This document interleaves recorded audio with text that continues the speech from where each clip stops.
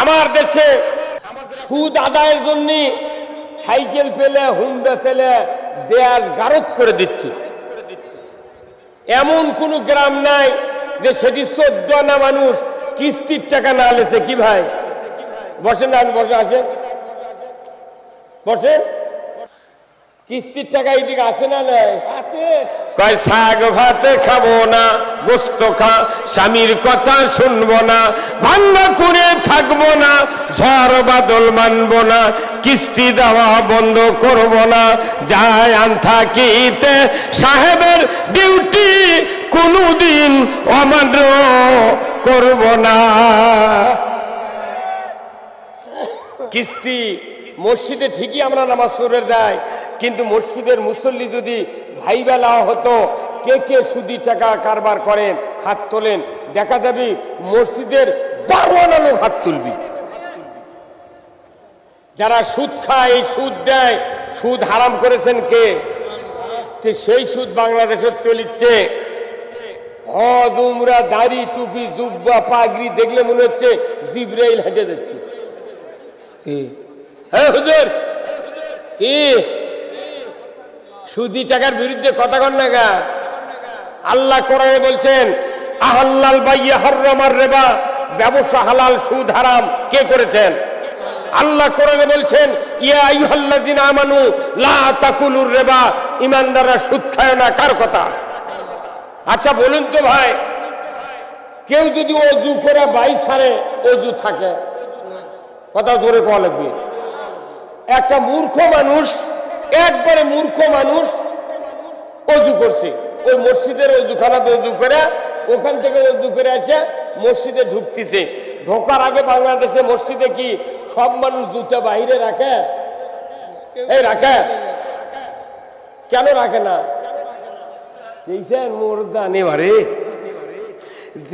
যে দেশে লক্ষ লক্ষ হাজার হাজার প্রশাসনিক কর্মকর্তা আছে, হাজার হাজার নেতা আছে, অফিসার আছে, সব আছে, 54 বছর ধরে মসজিদে জুতা চুরি বন্ধ হয়নি। যাই জুতা চুরি বন্ধ করে পারেনি, ই কি সুদ হারাম করবি? বাংলাদেশের মুসল্লিরা মসজিদে যখন ঢোকে জুতা নিয়ে, ওই মসজিদের মধ্যে মুসল্লি ঢোকার আগে জুতা ঢুকে, জুতাতে এইভাবে ধরে না, যদি কাদো থাকে জুতার তলা তাহলে জামাত ধরবি, সেই জন্য মুসল্লি করে কি এইভাবে জুতা ধরে। তার মানে কি মুসল্লি ঢোকেইনি, আগে জুতা ঢুকাই। বাংলাদেশের জুতা কি কি দামি জিনিস রে ভাই, কি কথা কন না? তাহলে এই জুতা আবার রাখিতে সামনে, সামনে জুতা রাখছে, রাখার পরে এই জুতা সামনে রাখিছে। অনেক মুসল্লি আছে তারা চোখ মুজে নামাজ পড়ে, ঘরে কি পড়ে না। এখন চোখ মুজে সেজদাত গেছে, আবার ওই সেজদাত থেকে উঠে আবার ওই চোখ মেলে দেখে জুতো আছে নাকি। বাংলাদেশে একটা মুসল্লি নামাজও পড়া লাগবে, জুতো পাহারা দেওয়া লাগবে। হ্যাঁ কতক্ষণ লাগে আপনি? এই বাংলাদেশের সংসদে মসজিদে যে জুতো চুরি হয় কোনদিন আলোচনা করেনি। হ্যাঁ কতক্ষণ লাগে আপনারা? সংসদে কোনদিন আলোচনা করছে জুতা চুরি, হুন্ডা চুরি, গরু চুরির কথা? কথা অতীতে ওরা খালি মারা মারা হুড়াহুড়ি, অন্য কোনো কাম নেই। সালাম আলাইকুম, আপনার নাম কি? এই যে আপনি আপনি তো দেরি করছেন কেন?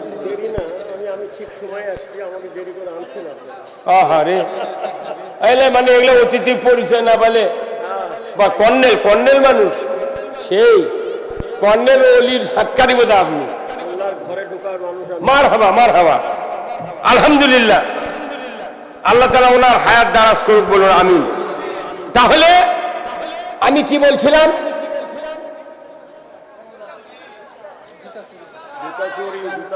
যে দেশে 87% ইমানদার, এতগুলা নেতা, এতগুলো পুলিশ, এত বিডিআর, আর্মি, এত ইমান, এত বক্তা, এত পীর, এত তবলিগ, এত জামাত, এত ইসলামী দলের লোক, এত ইমানদার, সেই দেশের মসজিদে জুতা চুরি হয়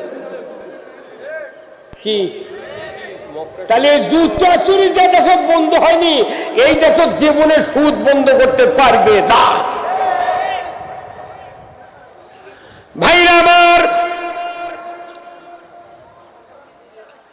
দেশে যে সুদ চলছে, আপনাদের বিবেকের কাছে আমার প্রশ্ন, একজন অশিক্ষিত লোক, মূর্খ মানুষ মসজিদের অজুখানার থেকে অজু করে এসে মসজিদের তার জুতার নিরাপত্তা দেওয়ার জন্য কোমর ছাপড়িয়ে পায়ের কাছ থেকে জুতাটা হাতে নিয়েছে, নেওয়ার সময় পেছনের রাস্তা দিয়ে বাতাস বেরিয়ে গেছে। এই অশিক্ষিত লোক জীবনে কি ওই অবস্থায় মসজিদে ঢুকবে না, আবার উজু করতে যাবে? ওই আবার উজু করতে যাবি না? ওই শুনবি ভাই আমার বাতাস বাড়াতে উজু করা লাগবে, শুনবি? ওই মূর্খ লোক জানে যে কাম হচ্ছে শব্দ হয়নি, গন্ধ বাড়ায়নি, অতএব আমি যে কাম করছি অজু নাই। ওই আবার ঘুরে গেছে অজু জায়গা, যা যে লোকের কাছ থেকে উঠে আসছে ওই লোক বলছে ভাই তুমি না এক্ষুনি অজু করে গেলে, তোমার আবার ঘুরে আসার কারণ হচ্ছে সমস্যা। তাহলে একটা মূর্খ মানুষও জানে যে অজু করার পর বাই ছাড়লে অজু নষ্ট হয়ে যায়, থাকে না। তাহলে রোজা করে কেউ যদি দুপুর বেলা এক প্লেট ভাত খায় আর রোজা থাকবে? এই কথা বল, আপনি নামাজ শুরু করেছেন, সূরা ফাতিহা পড়া হয়ে গেছে, এর মধ্যে আপনার এক ছেলে বলতেছে আব্বা পশ্চিম পাড়ার রায়হান আমাদের একটা গরু খরচ দিচ্ছে। তখন যদি আপনি নামাজের ভেতর থেকে কন বাবা রায়হানের একটু দাঁড়াবের কর, আমি নামাজ পড়ে বাড়াচ্ছি, এই নামাজ থাকবে? আর নামাজ থাকবে? তাহলে আপনি নামাজ ভঙ্গের কারণ জানলেন, রোজা ভঙ্গের কারণ জানলেন, অজু ভঙ্গের কারণ জানলেন। ইমান যে ভাঙ্গে গেছে কবে? নাগর নদী, আত্রাই নদী দিয়ে সিংহে চলে গেছে ইমান, উনি এখনো টুই মারতে ঘুরতেইছে।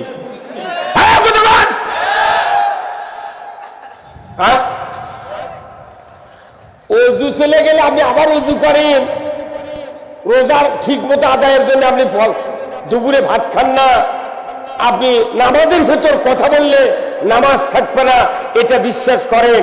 কিন্তু সুদের অর্থ, সুদ লেওয়া দেওয়া করলে যে ইমান থাকে না, এটা বাংলাদেশের সরকারগুলি যদি না বুঝে জনগণ বুঝতে পারবে না। কি ভাই কথা বল? 5 মিনিট লাগবে সুদ বন্ধ হতে, কিন্তু এরা যদি নেতা করে কন কবি না সুদের অর্থনীতি না চালালে দেশ চলবে না। দেশ চলবে না, এতগুলি টাকা মারে খা, কোনটি গেল তোরা? কোনটি গেল? বাংলাদেশ বলে গরিব, এত টাকা পালু কোনটি? কথা বল। বাংলাদেশে যদি প্রতি বছর 1000 কোটি টাকা যদি আদায় করা হয় যাকাত সরকারের মাধ্যমে, তাহলে 1 লক্ষ গরিব মানুষও 1 লক্ষ করে টাকা দেওয়া যাবে। 20 বছর যাকাত আদায় করলে বাংলাদেশে ভিক্ষা করার মতো লোক থাকবে না। অথচ টাকা মারা খাওয়ার জন্য খালি করছে গরিব মানুষ, দেশ চলে কি দিয়ে? কতক্ষণ দেশ চলে না কেন? কোটি কোটি টাকা মানুষের বাড়ির থেকে সরকারের তহবিলে যায়, কিন্তু সুস্থ বন্টন নাই, হিসাব নাই। মুত্তাকি লোক শাসন ক্ষমতায় না থাকার কারণে আজকে দেশে অন্যায়গুলি হওয়ার কারণে মানুষের ভাগ্যের পরিবর্তন হয় না। তাহলে এই সুদ হারাম করতে গেলে 20 বছর লাগবে না, একবার সংসদ 5 বছর সুদ হারাম হবে, যাকাত আদায় হবে, ফেতরা আদায় হবে, চামড়ার টাকা আদায় হবে, ওসর আদায় হবে। আমার দেশে একজনও দুঃখী বাঙালি গরিব থাকবে না। অথচ আল্লাহ কোরআনে বলছেন আকিমুস সালাত ওয়া আতুজ যাকাত। জোরে বলুন ঠিক কিনা? যাকাত চালু করো, নামাজ কায়েম করো, কিন্তু আমার দেশে মানুষের পেটে ক্ষুধা, খাবার নাই। আজকে ফেসবুকে দেখলাম ঢাকার রাস্তায় ভেকু দিয়ে গরিবের সিএনজি, গরিবের ইজি বাইক ভেকু দিয়ে ভেঙে দিচ্ছে। ভাই দেখেন রে, এই আজকে কে তুই গরিব মানুষের রিক্সা ভেঙে গেছি?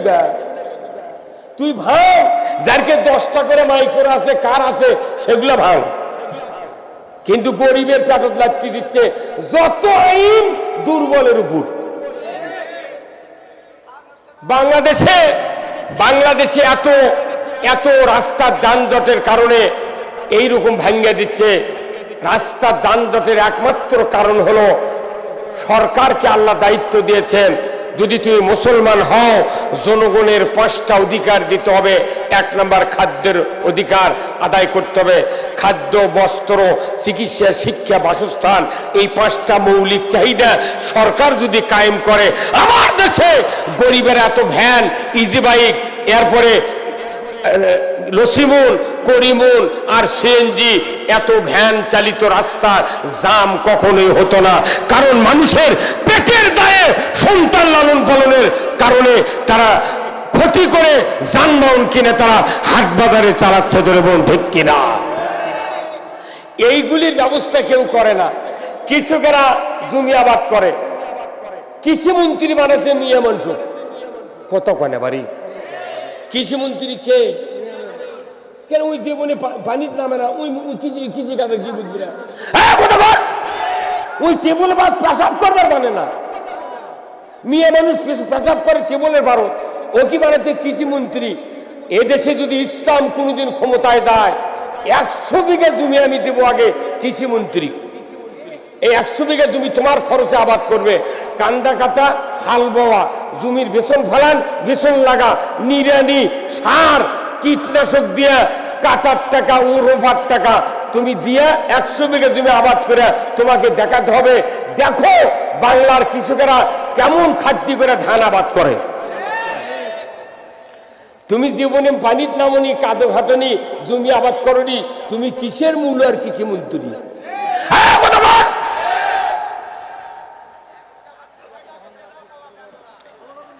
এই যে এমএস্টার টপ সিনজেন্টা কোম্পানির যে ঔষধ না দিলে জমির দানা হয় না কি ভাই? এমএস্টার টপ 1600 টাকা দাম 1 বোতল, এর আগে আরো বেশি আসছিল। সরকার ইচ্ছা করলে 500 টাকা এই বোতল জনগণের কাছে দিতে পারে, বাদ বাকি টাকা ভর্তুকি দিতে পারে। ইউরিয়া সার খালেদা যখন প্রধানমন্ত্রী ছিল তখন 300 টাকা বস্তা ছিল, সেই ইউরিয়া বস্তা এখন 1360 টাকা। কে তুই জীবনে লাগা তুলি ইউরিয়া দিয়ে ধান? থানার উপজেলার যেগুলো কিছু অফিসার আছে, এরা ওই তালিকা করে 2.5 কেজি 3 কেজি করে ইউরিয়া দিয়ে সরকারক জানায় প্রচুর সার দিচ্ছি। যাই 10 বিঘা জমি আবাদ করছে তার কমে 30,000 টাকার সার কেনা লাগে।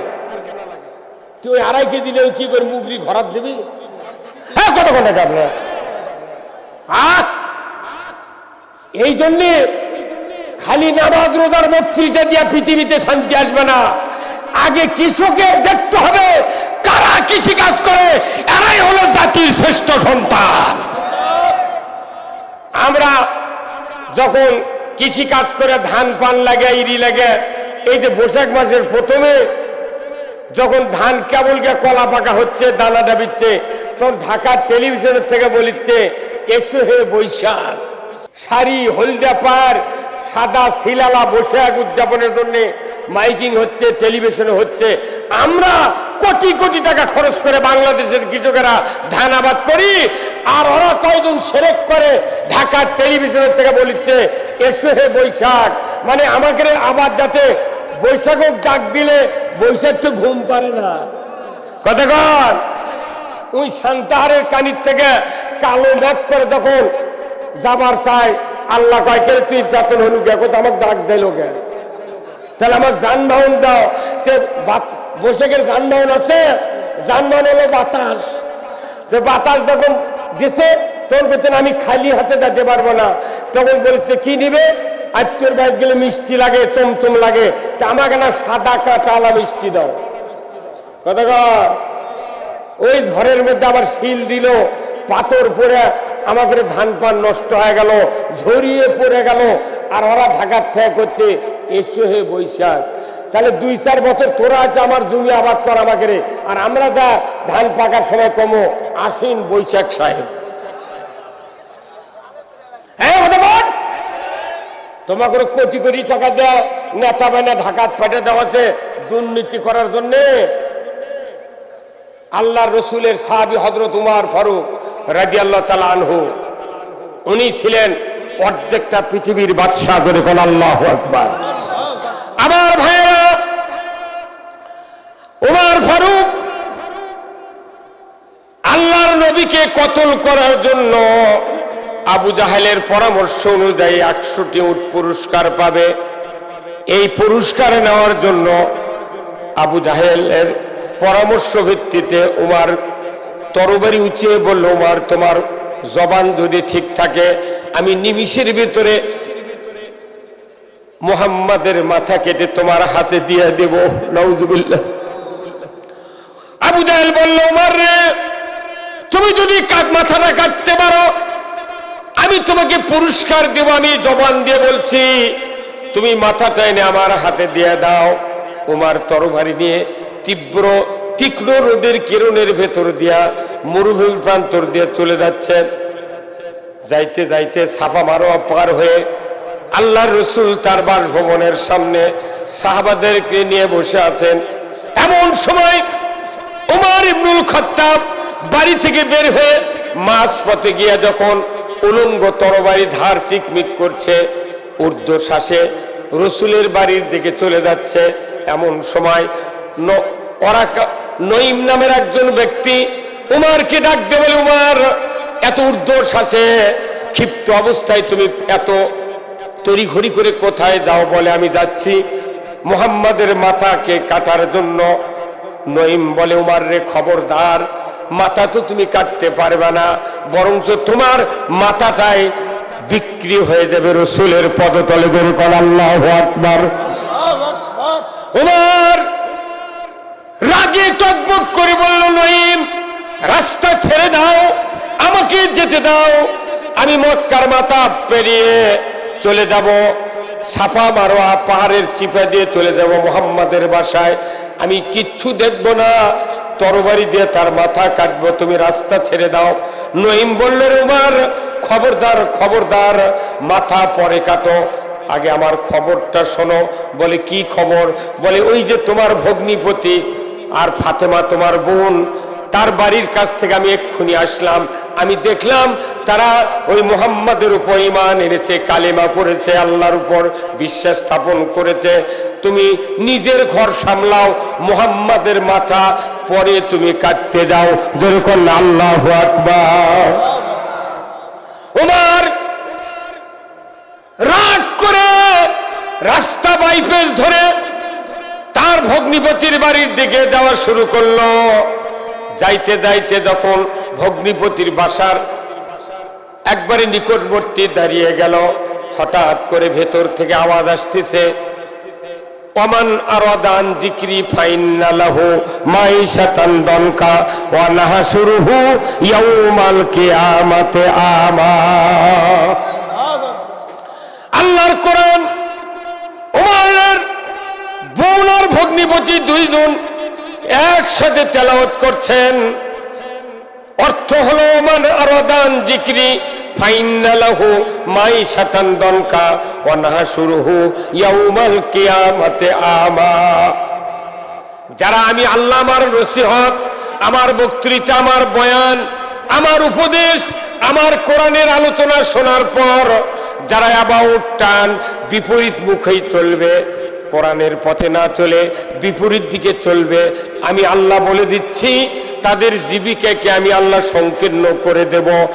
আর কিয়ামতের দিন তাদেরকে অন্ধ করে আমি উঠাবো। এই কথা আরবের লোক, মক্কার লোক উমর আরবির অর্থ বুঝতে পেরে এত রাগান্বিত হয়ে গেল, উনি তড়িঘড়ি করে বাড়ির ভেতরে প্রবেশ করে তরবারির উল্টা পিঠ দিয়া বোন আর ভগ্নিপতিকে মারপিট শুরু করে দিল। মারতে মারতে মারতে বোন বলে, ভাইজান কিসের জন্য মানো? বলে, বোন রে, আমার বিনে পারমিশনে তুমি কেন কালেমা পড়লে, মুহাম্মাদের কালেমা পড়লে, কেন আল্লাহর উপর ঈমান আনলে? বোন বলে, ভাইজান তুমি তো আমার ভাই, তোমার পারমিশন কেন নিতে হবে? আমাকে আল্লাহ সৃষ্টি করেছেন, আল্লাহর আমি আনুগত্য করব, আল্লাহর উপর ঈমান আনবো, এতে তোমার উপর কোনো পরামর্শ নেওয়ার দায়িত্ব আমার নাই। আজকের সমাজের অনেক নেতা আছে, যদি তারকে দলের লোক যদি ইসলামের কথা বলে তারা চাপ দেয়, এই তো কে কত ইসলামের কথা খবর, এই কথা কোন না, ওই চাপের ভয়ে এখনো মানুষ ইসলামের কথা বলতে পারছে না, ভয়ে আছে। খালি না ভোটটা দিয়ে তারপরে মানুষ বুঝে দিবি, হ্যাঁ কথা বল, ভোটের অধিটা আর কি বুঝতে পারবি, খালি ফাটিয়ে দিবি এইবার। আমার ভাইয়েরা, ওমর রাগে ক্ষিপ্ত হয়ে এত জ্বালা শুরু হয়ে গেল, এত মারপিট শুরু করতে লাগলো, বোন অস্থির হয়ে যাচ্ছে, ভাইজান মেরো না, ভাইজান মেরো না। হঠাৎ করে তরবারির আঘাত তার ভগ্নিপতির মাথায় লেগে গেল, ফিনকি দিয়ে রক্ত বেরিয়ে যাচ্ছে। এমন সময় ফাতেমা বোন ওমরকে জড়িয়ে ধরে বলল, ভাইজান তুমি আমাকে মেরে মেরে শহীদ করে দাও, খবরদার আমার স্বামীকে তুমি মেরো না, তোমার কি দয়া হয় না? এই যে মাথা ফেটে ফিনকি দিয়ে রক্ত বেরিয়ে যাচ্ছে, তোমার কি দয়া হয় না? উমার তখনই ভগ্নিপতির রক্তর দিকে নজর করার সাথে সাথে এমন একটা মায়া আল্লাহ তাআলা সৃষ্টি করে দিলেন, ওই রক্ত দেখা মাত্রই উমার দুর্বল হয়ে গেল। আল্লাহু আকবার। দুর্বল হওয়ার সাথে সাথেই উমারের হাত থেকে তরবারি পড়ে গেল। উমার বলছে, বোন রে, ভুল করেছি রে বোন, আমি বুঝতে পারি নাই, তোমরা কি পড়ছিলে আমাকে দিয়ে দাও, সেই খণ্ডটি আমি তেলাওয়াত করব। বোন, আপন বোন বলছে, ভাইজান যদি তোমার হাতে খণ্ডটা দিই আমি অপরাধী হব, গুনাহগার হব, কারণ তুমি তো নাজাসাত, অপবিত্র, তুমি মুশরিক, তোমার হাতে খণ্ডটি দেওয়া যাবে না, তুমি গোসল করো, পবিত্র হও, তারপরে খণ্ডটি দেওয়া হবে। জোরে কন্যা মারহাবা। সেই ফুলেরই রৌশানীতে আরশ করছে রৌশান, সেই ফুলেরই রঙ লেগে আজ ত্রিভুবন জালা, সাহারাতে ফুটল রে ফুল রঙিন গোলে লা লা, সাহারাতে ফুটল রে ফুল। জোরে কন্যা মারহাবা। চীনের রসিক ভ্রমর বুলবুল, সেই ফুলের ঠিকানায় কেউ বলে হযরত মুহাম্মদ, কেউ বা কামলি ওয়ালা, সাহারাতে ফুটল রে ফুল। জোরে কন্যা মারহাবা। কি ফুল মক্কাতে রসুল ফুটালেন, সেই ফুল যার নাকে গন্ধ লাগে সেই আল্লাহর রসুলের দেওয়ানা হয়ে যায়। যেরকম আল্লাহু আকবার। আজকে এখানে আমার মহব্বতে আপনারা আসেন নাই, আব্দুল খালেক শরীয়তপুরীর মহব্বতে আসেন নাই, এখানে মহব্বতে এসেছেন কোরআনের। জোরে বলুন ঠিক কিনা? এই কোরআনের মহব্বতে যারা এসেছেন, আল্লাহ আপনাদের তামাম জীবনের গুনাহ মাফ করে দেবে। জোরে বলুন আল্লাহু আকবার। আজকের এই রানীনগর, খট্টেশ্বর, এই নওগাঁ জেলার ভেতরে, বগুড়া জেলার ভেতরে এত বড় গ্রাম কোথাও নাই যে গ্রামে এক গ্রামে 2 ওয়ার্ড। কয়টা ওয়ার্ড? 2টা। তাহলে বিশাল গ্রাম, অথচ এই গ্রামে একটা রাস্তা করেছে, তাই গাড়ি এলো না। হ্যাঁ কথা বল না আপনার কথা। হ্যাঁ, এই গ্রাম কি আজ হচ্ছে না আরো মেলা দিন আগে হচ্ছে? এক রাস্তা করছে হরিমুখ, তাই 6 ফিট ওসার, না চলে গাড়ি, না চলে ঘোড়া। এটি দেখে দামি মেয়ের বিয়ে হয়, ওর হাতে তাই স্কুলের ওটি গাড়ি চড়া লাগে। কথা কনে বাড়ি, কথা কনে গা। এই যে উন্নতির জোয়ার উঠলো, উন্নয়নের জোয়ার, মনে হচ্ছে দেশ গোটা সোনার পাত দিয়ে লেপে দিবি। আর এটি গাড়ি এলো না, গাড়ি 1 কিলো দূরে রাখা লাগলো। এটা আমাদের দুঃখ। যারা রাস্তা করে তাদের বিবেক থাকা দরকার যে কমপক্ষে 8 ফিট রাস্তা হলে এই এলাকার জনগণের উপকার হবে। একটা মিনি ট্রাক ইটালিয়া যাতে আসতে পারে, মোটা বালু ইটা ওই স্কুলের নামে আনে, এই গরিব মানুষগুলো বাড়ি করবার লাগলে ডবল ক্যারিং কস্ট লাগবে। মনে তোর বাপের টাকাতে ঘাটা করছে। আমি বলবো এই রানীনগরের যত নেতৃস্থানীয় লোকেরা আছেন, চেয়ারম্যান আছেন বা সাধারণ যারা উপজেলার সাথে যোগাযোগ করেন, অচিরেই এখন সরকার ঢালাই রাস্তা করতেছে, এটা তাড়াতাড়ি করে ধরে দিয়া আমার মনে হয় কর্নেল সাহেব, আমাদের সভাপতি সাহেব, উনি যদি একটু উপজেলা ঘোরাঘুরি করেন, আমার মনে হয় 7 দিনের মধ্যে এই রাস্তা ঢালাই করার মতো যোগাযোগ করে পারবে। এই কথা কোন টাকা রাস্তা যদি না থাকে এখানে আসবেন উনি কিভাবে? আমি অনুরোধ করব এই রাস্তাটা তাড়াতাড়ি ইঞ্জিনের ক্রয় করে দেন। কি টাকা তো কারু দেওয়া লাগে না, খালি লেখে দিলি রাস্তা হয় রে, হিংসা করে তাই রাখে না। কি কথা কোন টাকা ভাই? 4টে ইট পারে কয় উমুক নেতার সৌজন্যে 4 হাত করে কাম করবো কে? এটি থেকে কতখানি রাস্তা। এই রায়হান নামে একটা বক্তা, আপনাকে খট্টেশ্বর একটা কৃতি সন্তান মরহুম আফসার আলী সাহেবের ছেলে, এই পুরো বাংলাদেশ ঘুরে বেড়ায়। আল্লাহর কি কুদরত দেখেছেন? এমনি গল্প করে লাগলে কথা একটা করতে করতে 5 মিনিট লাগে, আটকে যায়। আর যখন বক্তৃতা যায় মাইক ফেটে যায়। এটাই তো আল্লাহর কুদরত। কত শিক্ষিত লোক, কত জবান ভালো আলা লোক বুধ হয়ে যাচ্ছে, কথা কর পারে না। আর রায়হান পুরো বাংলাদেশ, টেকনাফ থেকে তিতুলিয়া, সুন্দরবন থেকে পাথুরিয়া পর্যন্ত খালি ঝাঁকিয়া ফেলে দিচ্ছে। আমি এই গ্রামে অনেক দিন আগে আসছিলাম, ওই দিক ওই কালভার দিয়ে ঢুকছিলাম। ওই যে উপজেলার পূর্বে একটা কালভারের রাস্তা আসেনি তো, ওই গ্রাম, এই গ্রামে কোনো বিছনা বিক্রি হচ্ছিল আগে খুব। এখন কি বিছনার ব্যবসায়ীরা আছে? হ্যাঁ, মরদির ভাই। এইবার আমার ঘুরে যাচ্ছে চকাদিন জেজারুলের মাদ্রাসার কাজ দিয়ে। আপনারা যারা এই মাহফিলে বসে আছেন, এই মাহফিলে বসাটা আল্লাহ যেন কবুল করে, ধরে কোন আমিন। আল্লাহ কবুল করবেন তখনই যখন আপনাদের নামাজ 5 ওয়াক্ত আদায় হবে। আল্লাহর কাছে সাহায্য পেতে হবে। আল্লাহ তুমি আমাকে দুনিয়ার শান্তি, আখিরাতের মুক্তি দাও। কিন্তু তাই এই সাহায্য চাইতে গেলে 2টা জিনিস লাগবে, একটা লাগবে নামাজ, আর একটা লাগবে ধৈর্য। বাংলাদেশের নামাজই নাই, বেনামাজি বেশি। 4টি কারণে মানুষ জাহান্নামে যাবে, সাকার নামক জাহান্নামে যাবে। কয়টি কারণ? 1 নম্বর হলো যারা নামাজ কায়েম করবে না, ওয়ালাম নাকু মিনাল মুসাল্লিন, যারা দুনিয়াতে নামাজি হবে না, মুসল্লি হবে না, তারা জাহান্নামে যাবে। কার কথা? আল্লাহর। 2 নম্বর হলো ওয়ালাম নাকু নুতিমুল মিসকিন, মিসকিনের ব্যাপারে যারা ভূক্ষেপ করবে না। বলুন তো যাকাতের দেশে কি চালু আছে? হ্যাঁ, যাকাত চালু আছে? চালু নাই। চামড়ার টাকা গরিবের হক। কার হক? বাংলাদেশে আমার এই জীবনে আজ থেকে 25 বছর আগে কুরবানি দিছি 3700 টাকা একটা গাভী কিনে। তখন এক গাভীর চামড়া বেচেছি 2500 টাকা দিয়ে। আর এখন 1.5 লাখ টাকার গরুর চামড়া 300 টাকা। হ্যাঁ, কত টাকা? আপনি কুরবানি প্রতি বছর হয়, কোটি কোটি পশু জব হয়, কিন্তু চামড়ার টাকা গরিবেরা পায় না। যখনই কুরবানি আসে দেখবেন ঢাকার থেকে ট্যানারির মালিকেরা কবি ট্যানারি খারাপ, এবার চামড়ার দাম নেই।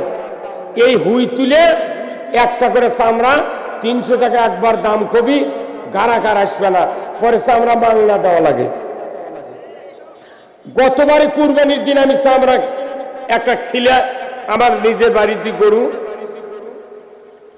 4.5 মণ গোস্ত আছে, সেই চামড়া 300 টাকা কষে এক চামড়ার ব্যবসায়ী। ওই যে কয়া গেছে বেলা ডোবা বন্ধু আর আসেনি। আমি বিপদ পড়ে গেলাম কর্নেল ভাই, বিপদ পড়ে দেখছি চামড়া তো আমরা খাবারও পারবো না, আমার মাদ্রাসাও নাই, কি করি? না আমার বিয়ে কোনো গোস্ত দিবে রাখছিল যে ভাই এই চামড়াটা আপনি ব্যাগত করে নিয়ে যা অমুক মাদ্রাসা, তৈপুর মাদ্রাসার দেন। সেই মাদ্রাসার দেশে রাত্রে, ওই রাত্রে হুন্ডত করে মুলবি লিয়ে যা করির হাটত বেচিছে 700 টাকা দিয়ে। উই আবার বেচিছে সকালবেলা বগুড়া দত্তবাড়ি চামড়ার আড়তত বেচিছে 1250 টাকা দিয়ে। উই আবার বেচিছে, ওর থেকে নাম্বার নিয়ে আমি আবার যোগাযোগ করে দেখি, উই আবার বেচিছে 1750 টাকা দিয়ে। একই চামড়া 300 কয়ালে আইনি বগুড়া থেকে ঢাকার পাঠিয়েছে 1700, উনি বেশিছে কার কাছে এটা আর আমার নাম্বার দেয়নি, যোগাযোগ করিনি। একটা চামড়ার বড় পার্টির কাছে আমি বললাম ভাই ওই চামড়া কোনটি নিয়ে যায়, কয় চলে যায় ভারতে। এক ভারত ছাড়া চামড়া পাকাকরণের মেশিন বাংলাদেশ নয় মুসলিম রাষ্ট্রের কাছে একটা চামড়া পাকা করার মেশিন নাই। চামড়া পাকা করার জন্য ওই চামড়া 3200 টাকা দিয়ে বেঁচেছে ঝিলানি করার পর লবণ দিয়ে। এই চামড়া ভারতের থেকে পাকা হয়ে আছে বাটা কোম্পানি পায়ে পায়ে শো কোম্পানির কাছে 10,500 টাকা দিয়ে চামড়া বেচে। আর কাল্লার চামড়া দিয়ে 6 জোড়া স্যান্ডেল তৈরি হয় 499 টাকা করে দাম এক একটা স্যান্ডেল। এই কতক্ষণ গোটা গরুর চামড়া থাকে, এক একটা শো অরিজিনাল চামড়াতে যদি কিনবার দান 10,000 টাকা লাগে বাটা কোম্পানির জুতো। তাহলে একটা গরুর পুরো পেট পিঠের চামড়া দিয়ে কমপক্ষে 6 জোড়া নয় 16 জোড়া জুতো হবে। এগুলো টাকা ধনীকের পেটের যাচ্ছে আর গরিব করছে। 300 টাকার দাম হচ্ছে গরুর চামড়া, 20 টাকা হলো ভেড়ার চামড়া, 25 টাকা হলো খাসির চামড়া। গরিব যেটি টাকা পাবি সেটি টাকা নাই। এখন ধান নামিছে, মোটা ধান বড় বড় ব্যবসায়ীরা কিনে কিনে গোডাউনে রোদ দিয়ে থুচ্ছে। গরিবের ধান যখন ফুরাবি এরা সিন্ডিকেট করে 1800 টাকা মোট জিরার ধান বেচবি। ওর মাথা ঘুরে যাবি এইবার, সিন্ডিকেট ভাঙ্গে দিবে এবার। কি কথা কন না, কোল্ড স্টোরের আলু 100 টাকা কেজি বেচিছে, এইবার বেচিস বাবা আলু এখন লিখছে না 400। খালি আমার সময় দেন, সময় দেন। বাংলাদেশের গরিবেরা কৃষকেরা দেখেন এবার ধান 1400-1500, আমার ওখানে 1550 টাকা জিরার ধান। কৃষকের ধানের দাম পাবে, সারের দাম কমে যাবে। যদি কমান না হয় সরকারকে চাপ দেবো আমরা, সার কৃষকের বাড়ি বাড়ি দাম কমে পৌঁছে দাও। খালি না আমাদের ব্যক্তিতে দিলে মানুষ ভালো হবে না। সার, কীটনাশক, জাকাত, চামড়া, ওষুধ এইগুলি দিয়ে মানুষকে ঘরে ঘরে শান্তি দিতে হবে। আর চুরি বন্ধের জন্য হাত কাটার আইন কায়েম করতে হবে। হাত কাটার আইন চালু হোক। কারা কারা চান দুহাত তুলে আল্লাহকে দেখা। নারায়ে তাকবীর। চোরের হাত কাটার আইন এটি হাত তুললে কায়েম হবে। সংসদে 151 জন ইমানদার লোককে পাঠাতে হবে, তারা আইন পাস করবে চুরি বন্ধের হাত কাটার আইন। অসারিকু অসারিকাতু ফাক্তাওয়াইদেহুমা, চোর আর চুল্লি যদি ধরা পড়ে 5টা গ্যারান্টির পর হাত কেটে দাও। একটা চোরের হাত বাইতুল মুকাররমের উত্তর গেটে যদি কেটে দেওয়ার দৃশ্য ডিসেল লাইনে দেখানো হতো, গরু চুরি, হুন্ডা চুরি তো দূরের কথা, মসজিদে একজোড়া জুতা চুরি হতো না। এই কামরা করে থানার ওসি যখন দেশের চুরি হয় তখন এই চৌকিদার গ্রামত পাঠে দিয়ে কয় আপনার বিট পাহারা দেন। তখন এই গ্রামে 10টা গ্রুপ করে 15 জন করে রাত 10টার থেকে 3:30 পর্যন্ত বিট দিচ্ছে। জাগো হে জাগো। কোরআন হাদিসের কোথাও নাই এই জাগো হে যা হবো, কোথাও নাই। বরঞ্চ চোরের হাত কাটার আইন কায়েম হলে ছোট ছোট চোরেরা এর করে গেছে বড় চোর মানা করে দেয়, ভাই তোরা যেন চুরি করিস না, কারণ থানাত আমাদের নাম আছে, তোরা চুরি করলে আমার ধরবি। হ্যাঁ কথা বল দেখা, ওরাই মানা করবি খবরদার চুরি করবো না। তা না করে সারাদিন বাজারের দোকানদারি করে, রাত্রে আবার ওর বিট পাহারা দেওয়া লাগে। এই কথা বল দেখা, 5 মিনিট লাগবে চুরি বন্ধ। 4টা চোরের হাত যদি বাংলাদেশে কাটে 4 বছর চুরি হবে না। আর চুরির আইন কেন পাস করে না? যারা আইন পাস করবে ওরাই তো বড় চোর, ওরাই বড় চোর। যারা চুরি করবে না, যারা অন্যায় করবে না, এই রকম লোক যদি আজও সমাজের নেতৃত্ব দেয়, এই দেশটা উমারের শাসনের মতো দেশ হবে। যেরকম আল্লাহু আকবার। একটু জিকির করেন সুবহানাল্লাহ। একেবারে মাহির মাহির কো চা কোন দিতেছে বাড়া আমার চার ফ্লাক্স এটা আছে মাইক কিচ্ছু নেই মাইকের আমার এখানে সাউন্ড হয় না গা মাইক কি ঠিক আছে আমি কথা বলেছি এখানে সাউন্ড নেই কিছু নেই প্রথম আছে যখন খুতবা দিলাম তখন সেই সাউন্ড ভাই আপনার কি বেজার হচ্ছেন নাকি আমার একটু চা খাওয়া লাগবে ভাই বয়স হয়ে গেছে সেই 47 বছর হচ্ছে আমার বক্তৃতার বয়স আমি বক্তৃতা করছি আপনাকে আবু তাহের কারি ছিলেন না ভাই এই দক্ষিণ রাজাপুরের আসলতা মাদ্রাসাতে আমি তখন দাখিলি সাহারামের ছাত্র আমি সাহারাম থেকে বক্তৃতা করি তো ওই সময় ওনার বক্তৃতা আমি শুনছি আর লোহাসুরে নামে একটা গ্রাম আছে না লোহাসুরের আশরাফ মৌলানা ছিল ওনার মেয়ের বিয়ে ছিল চাকলমা ওনার সাথে আমি বক্তৃতা করছি সে অদ্যাবধি বক্তৃতা চলছে আপনাদের দোয়ায় আমি আপনাদেরকে গতানুগতিক বক্তৃতা দিতে পারি না আমি বক্তৃতা দিই সমাজ পরিবর্তনের জন্য করে বলে ভক্তিরা আজকে বাংলাদেশে যদি রাজনৈতিক নেতারা যদি ঐক্যবদ্ধ হয়ে বাংলাদেশ ইসলাম কায়েম না করে এ দেশের মাটিতে কোন গজব যে আরম্ভ হবে দেখতে পাবেন আমরা মনে করি বাংলাদেশে যত রাজনৈতিক দল এখন বর্তমানে আছে সবাইকে মিলে ইসলাম এগিয়ে নিতে দিতে হবে কথা ঠিক কিনা ইসলাম জীবন ব্যবস্থা কে পাঠিয়েছেন ইসলাম জীবন ব্যবস্থা আল্লাহ পাঠিয়ে দিয়েছেন মানুষের জন্য যেরকম আল্লাহু আকবার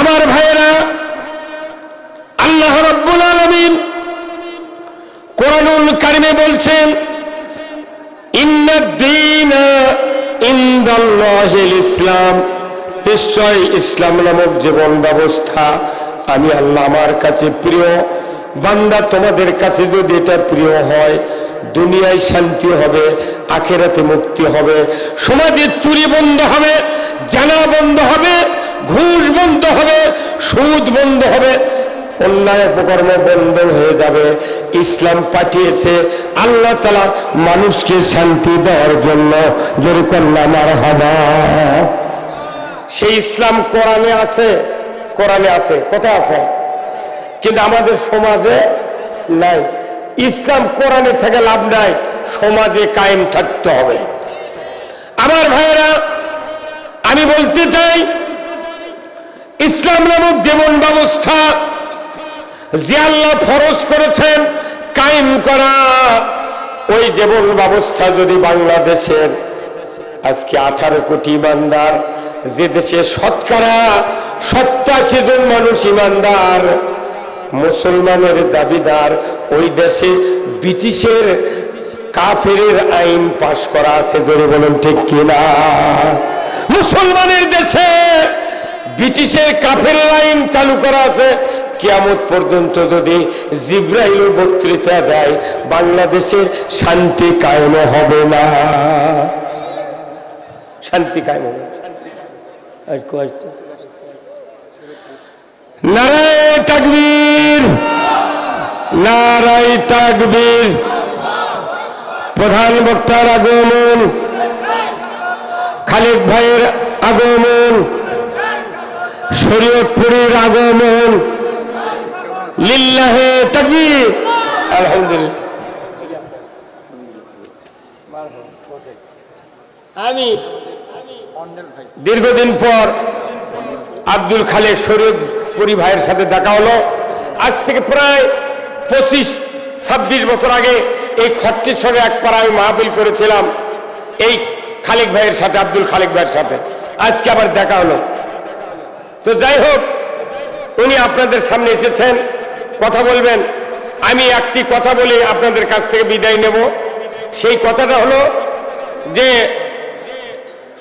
আল্লাহ আমাদেরকে ইবাদতের জন্য সৃষ্টি করেছেন কার কথা আল্লাহ কোরআনে বলছেন ওমা খলাকতুল জিন্না ওয়াল ইনসা ইল্লা লিয়াবুদুন আল্লাহ মানুষ আর জিনকে সৃষ্টি করেছেন আল্লাহর গোলামি করার জন্য যেরকম আল্লাহু আকবার তাহলে গোলামি করতে হবে কার আচ্ছা নামাজ কায়েম করতে হবে গোলামি কার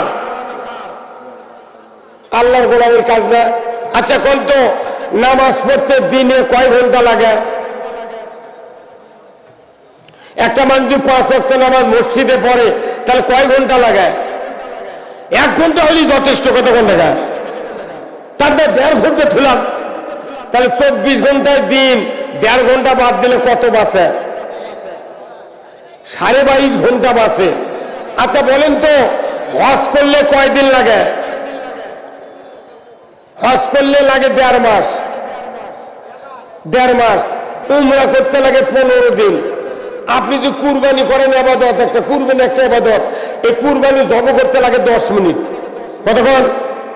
খাতনা করা একটা ইবাদত, এই খাতনা করা সুন্নাত, কিন্তু কত মানুষ ফরজ সুন্নত গুদা করে দিচ্ছে, কোনো সমস্যা নাই, কেউ কথা কয় না।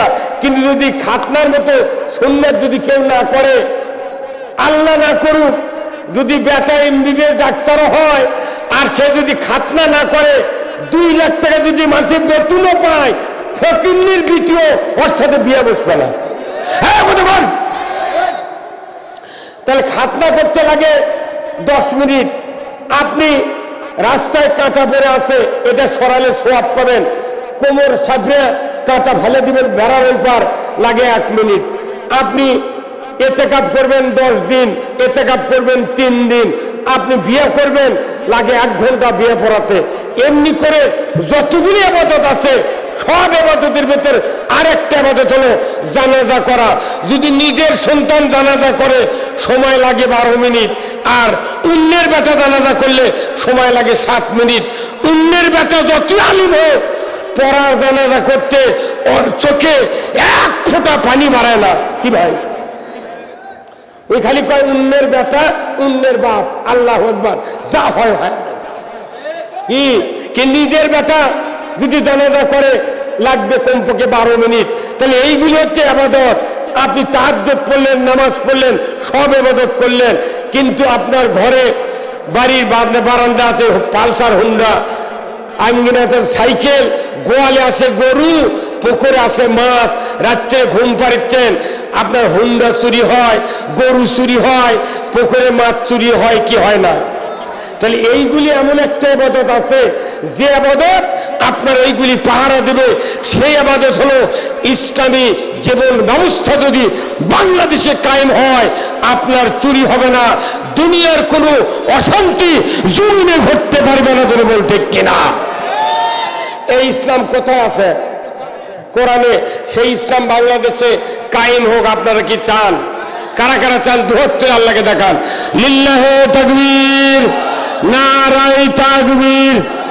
আল কোরআনের আলো, আল কোরআনের আলো, কোরআন হাদিস যেখানে, দুনিয়ার মুসলিম, বাংলার মুসলিম, খট্টেশ্বরের মুসলিম, নারায়ে তাকবীর। আলহামদুলিল্লাহ, আমি আপনাদের সামনে এতক্ষণ ধরে যে কথাগুলি বললাম, বলার ভেতরে ভুল ত্রুটি হয়ে থাকে মেহেরবানি করে আমাকে ক্ষমা করবেন।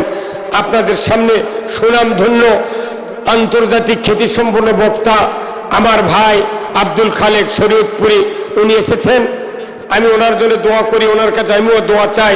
আল্লাহ তাআলা যেন রায়হান ভাইয়ের আমন্ত্রণে এই পশ্চিমপাড়া মসজিদের উন্নয়নের জন্য যে মাহফিলের আয়োজন করেছেন, সকলকে যেন আজকে এখান থেকে নিষ্পাপ করে মা বোনদের সহ বাড়িতে ফেরার তৌফিক দান করেন।